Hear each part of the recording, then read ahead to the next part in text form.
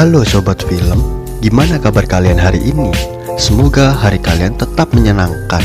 Kembali lagi bersama saya Andrian, yang pada kesempatan kali ini saya akan membawakan alur cerita film bergenre horor. Film ini dirilis pada November 2021 ini dan sempat viral karena alur ceritanya yang tampak seperti nyata. Oke, tanpa kebanyakan spoiler lagi, langsung saja kita menuju ke filmnya.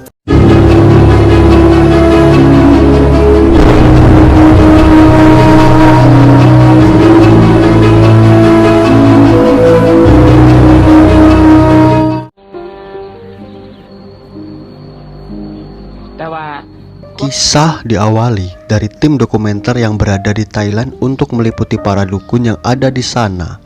Singkat cerita, tim dokumenter itu pun memutuskan untuk meliputi satu orang dukun yang bernama Nim. Mereka di sini fokus untuk meliputi kegiatan sehari-hari dukun Nim, mulai dari aktivitas kerohanian sampai ke yang lainnya. Saat diwawancara, dukun Nim menjelaskan bahwasanya ia adalah seorang dukun yang dirasuki oleh dewa yang bernama Dewa Bayan. Dukun Nim juga menjelaskan bahwa di daerah timur laut juga terdapat beberapa dewa seperti dewa penyembuhan, dewa kekayaan, dewa leluhur, dewa keluarga, dan dewa-dewa yang lainnya. Dukun Nim juga memberitahu tim dokumenter bahwa terdapat dewa baik dan dewa jahat, yang mana pada dewa baik akan memberikan perlindungan, sementara dewa jahat akan membawakan malapetaka. Tim dokumenter pun terus mewawancarai dukun Nim sampai pada akhirnya dukun Nim menjelaskan asal muasal dirinya sampai menjadi dukun. Nim menjelaskan bahwa Dewa Bayan adalah leluhurnya yang baik yang selalu memberkati penduduk yang ada di sana.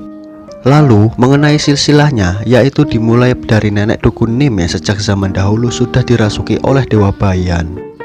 Dan hanya keturunan perempuan saja yang bisa menjadi media rasuk untuk Dewa Bayan. Kemudian berpindah secara turun-temurun dari bibinya dukun Nim hingga ke yang lainnya.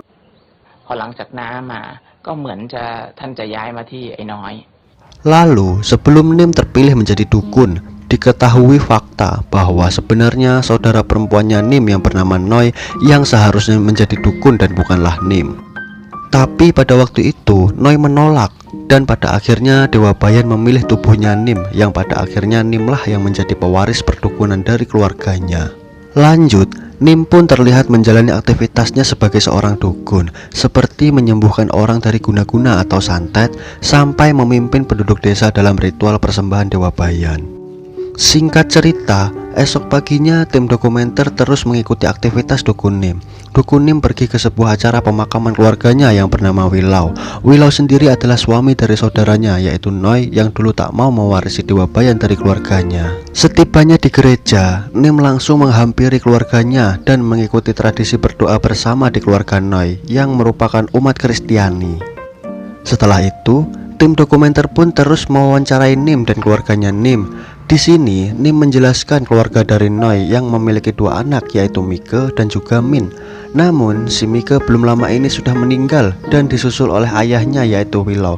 Dan sekarang mereka pun hidup hanya berdua saja. Malam hari pun tiba. Nim yang sedang membereskan makanan sisa bekas melayat, tiba-tiba ia didatangi Min yang menyuruh Nim untuk mendatangi ibunya. Lalu saat Nim sedang berkumpul, tiba-tiba Min datang dan membuat ribut serta dipenuhi emosi dan memarahi semua orang yang ada di sana. Suasana pun menjadi kacau dan Min terus ditenangkan oleh ibu dan saudaranya yang lain. Malam pun semakin larut. Dan pada saat Nim akan tidur, dia tak sengaja melihat Min yang memandangi nenek tua yang berada di sana. Dan dia pun kembali tertidur setelah nenek-nenek serem itu pergi meninggalkannya. Keesokan harinya, Nim mengetahui bahwa nenek-nenek yang semalam ia lihat ternyata meninggal dunia. Di sana juga ada Min yang sedang memandangi tempat pemakaman itu. Karena merasa heran, Nim pun memanggil Min serta mengikutinya. Lalu setelah acara selesai, Nim pun langsung pergi ke rumah Noi. Dan sesampainya di sana, Nim langsung masuk ke kamar Min dan menggeledah barang di kamar Min yang walaupun Noi mencegah itu. Lalu betapa terkejutnya Noi dan Nim yang menemukan benda seperti sebuah jimat. Seketika Min pun datang dan langsung mengusir mereka semua yang ada di kamarnya. Scene berpindah lagi di sesi wawancara Nim, yang mana itu membahas mengenai benda jimat yang ditemukan di kamar Min. Benda itu disebut Wampatapa yang dipercaya dapat mengusir roh jahat. Berpindah scene, terlihat tim dokumenter yang mengikuti Min yang berjalan-jalan di sore hari bersama anjing peliharaannya. Min mengatakan merasa kesal terhadap Nim bibinya yang menggeledah kamarnya serta mengacak-acak barangnya tanpa seizin Min. Lalu di tengah-tengah perbincangannya, Min menghentikan langkah dan melihat ke arah gubuk, yang mana di sana ada sesosok berbaju putih yang sedang memantau mereka.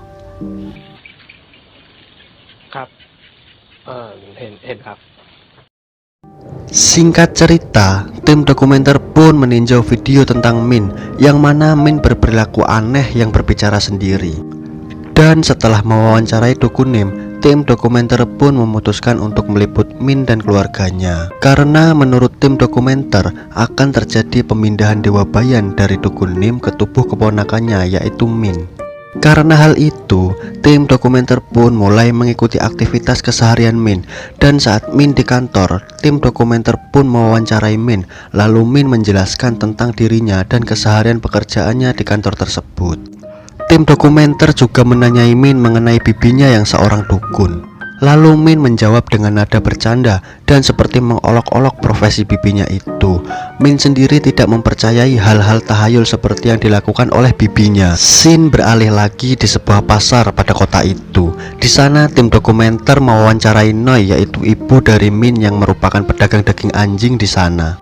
Tim dokumenter juga menanyai perihal dewa bayan kepada Noi. Noi pun menjelaskan bahwa dirinya menolak untuk menjadi media rasuk dewa bayan, dan peristiwa itu terjadi saat usia Noi masih 20 tahun, yang mana dulu Noi selalu mengalami kejadian aneh seperti tubuh yang selalu sakit dan menstruasi yang tak henti-henti selama 5 bulan. Lalu Noi pun menyadari bahwa dirinya akan diturunkan ilmu kedukunan, namun ia menolak itu dan lebih memilih untuk memeluk agama Kristen agar ia tak mewarisi ilmu kedukunan dari keluarganya. Karena hal itulah, Nim selaku saudari Noi harus dipilih dewa bayan untuk mewarisi kedukunan dari keluarganya. Scene berpindah lagi, terlihat di sebuah gereja yang ramai orang yang seperti akan melakukan sebuah perayaan. Di sana, Min terlihat memakai gaun putih yang terlihat sangat cantik. Lalu malam harinya, Min pun berada di sebuah bar yang sedang melakukan pesta minum-minum. Dan tak lupa teman-teman Min juga diwawancarai oleh tim dokumenter. Salah satu teman Min juga memperlihatkan sebuah video yang menunjukkan perilaku aneh Min di akhir-akhir ini. Di video itu menunjukkan perilaku Min yang seperti anak kecil dan juga ia menyakiti anak itu sampai menangis. Kembali lagi ke Min yang akan segera pulang dari bar itu. Terlihat ia berjalan sendirian, namun ternyata Min tidak pulang ke rumahnya, melainkan ia menuju kantornya dan tidur di sana. Keesokan harinya ketika kantor sudah dibuka, terlihat Min menjadi pusat perhatian orang-orang yang ada di sana. Dan saat ia terbangun, Min pun terkejut karena melihat banyak darah yang keluar dari alat vitalnya. Kemudian ia berlari ke toilet dan segera pulang ke rumahnya. Melihat kondisi Min yang kacau, Noi selaku ibunya pun segera menemui saudara lelakinya yang bernama Manit. Mereka pun mendiskusikan perilaku dan kejadian aneh yang terjadi pada Min akhir-akhir ini. Singkat cerita, Min pun terlihat baru pulang dari bekerja di kantornya. Terlihat Min yang seperti tak enak badan, seperti memaksakan diri untuk melakukan rutinitasnya. Dan saat di perjalanan pulang, para penumpang yang bersama Min merasa risih dan terganggu karena Min mengeluarkan bau busuk dari tubuhnya. Yang mana ada salah satu penumpang yang menegurnya secara baik-baik.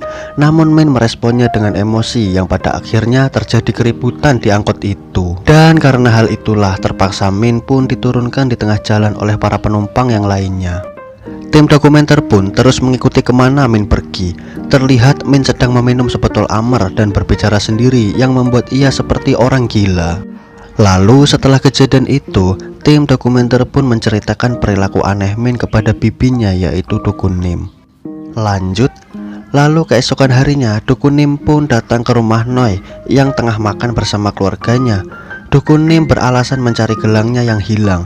Dan pada saat Noi pergi ke atas, Dukun Nim dan Manit langsung menggedor-gedor pintu kamar Min. Namun Noi mencegah itu agar Min tak berbicara macam-macam kepada bibinya, yaitu Dukun Nim.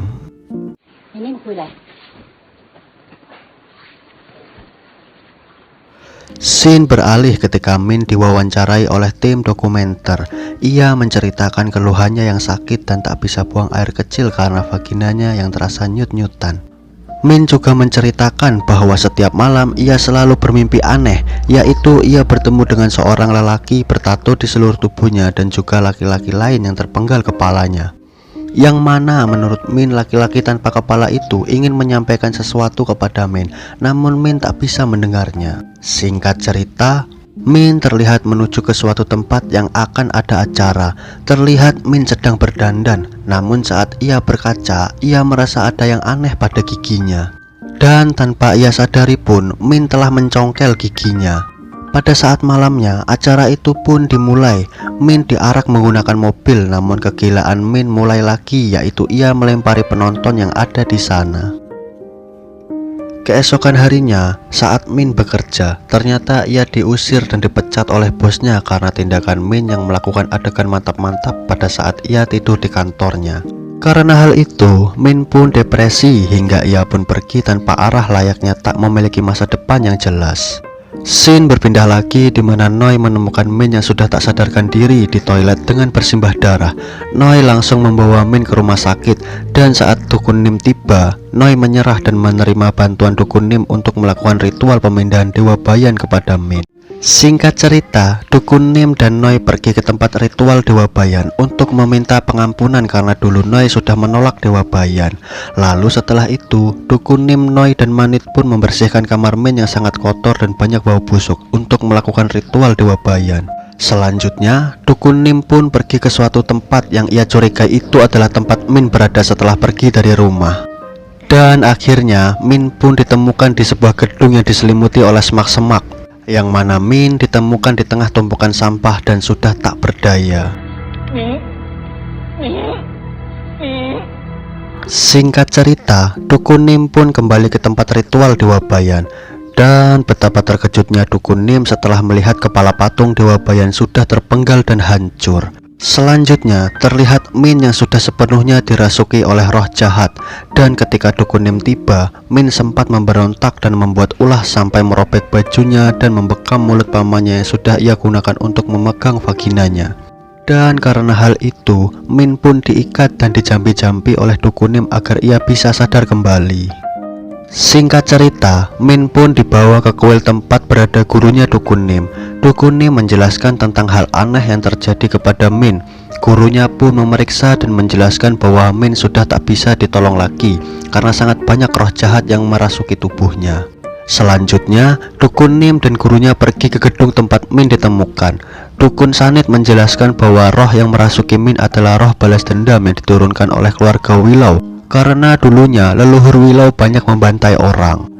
Selanjutnya, terlihat Noi yang diwawancara oleh tim dokumenter. Ia menyatakan setiap pagi rumahnya selalu berantakan akibat ulah Min. Tim dokumenter pun meletakkan beberapa kamera CCTV untuk mengintai perilaku aneh Min setiap malam. Dan hal ini dilakukan 6 hari sebelum ritual pemindahan Dewa Bayan. Terlihat pada kamera CCTV itu, Min bertingkah layaknya orang tak waras. Ia mengacak-acak rumah, pipis di meja makan, dan memakan daging mentah yang ada di kulkasnya tersebut. Sampai pada hari ketiganya, Noi dan Sanit melihat isi rekaman itu. Karena hal itu pun, tim dokumenter meletakkan kamera tambahan agar Noi bisa lebih tahu apa yang dilakukan Min setelah itu. Singkat cerita, terlihat Min yang ternyata mengganggu bibinya yang sedang tidur, lalu merebus hidup-hidup anjingnya dan memakannya sampai habis. Sampai pada akhirnya Min membawa pergi anak Manit. Tapi untunglah Manit segera menemukan anaknya yang berada di semak-semak. Lalu Manit mencari Min yang pada akhirnya ia nyaris saja diserang Min menggunakan pisau dapur.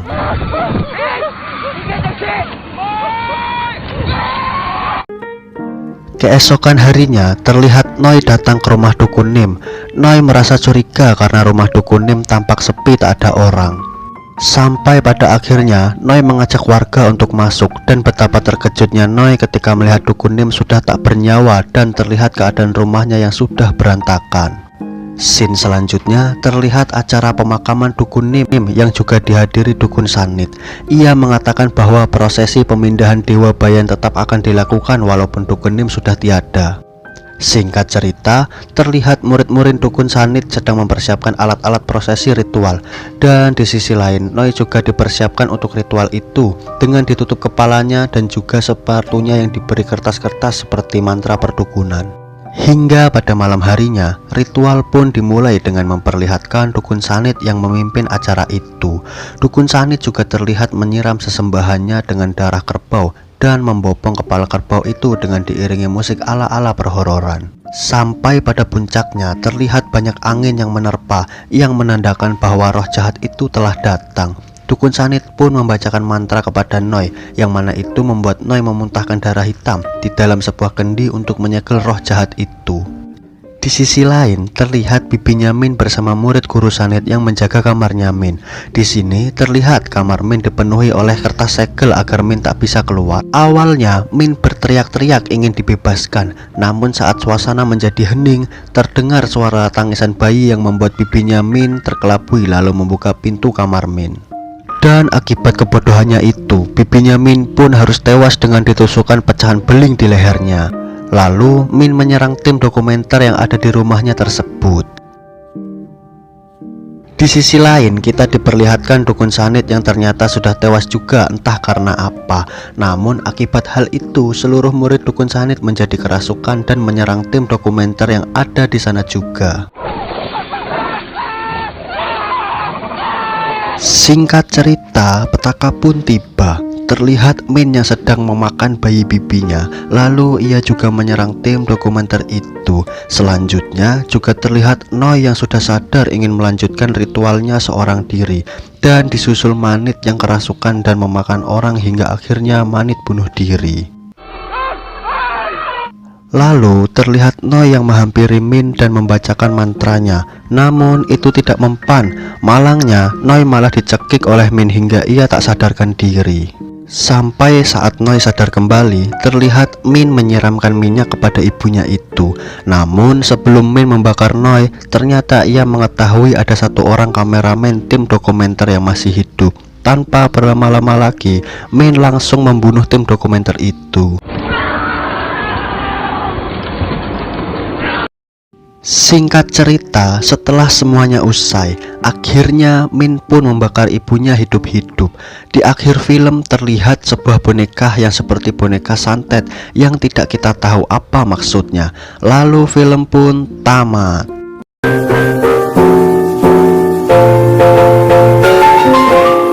Oke, makna atau kesimpulan yang dapat kita ambil dari film ini adalah janganlah sesekali berani mendekati, apalagi sampai mempercayai tipu daya setan. Karena apapun keuntungan yang ditawarkan setan, tetap pada akhirnya akan berujung petaka untuk kita. Itu baik, cukup sekian dulu konten hari ini dari saya. Dan jika kalian suka, tolong subscribe-nya.